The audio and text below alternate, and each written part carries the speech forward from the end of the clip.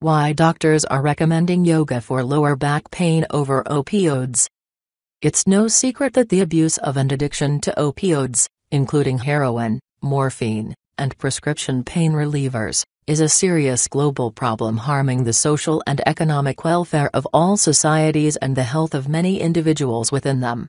The more loved ones we lose and the more families affected by it, the more we need to take a hard look at some of the biggest culprits behind the problem.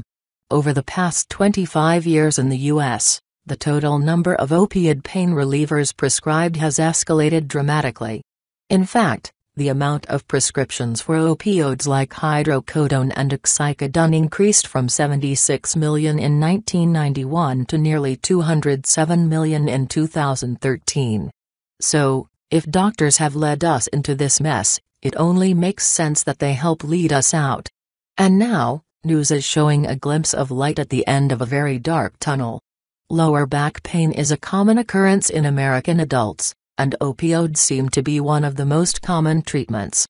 But a major organization is out to change that by recommending that doctors treat the pain in a new way.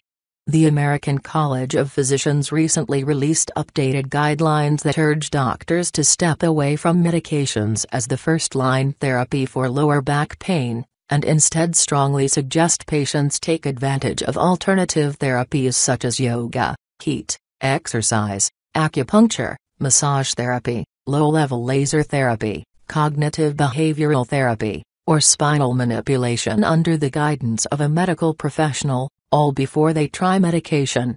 Such guidelines mark a significant departure from the organization's previous recommendation to prioritize medications.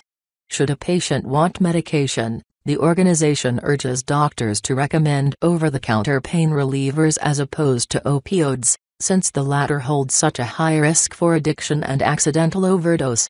In fact, according to the ACP, such drugs should be considered a last resort,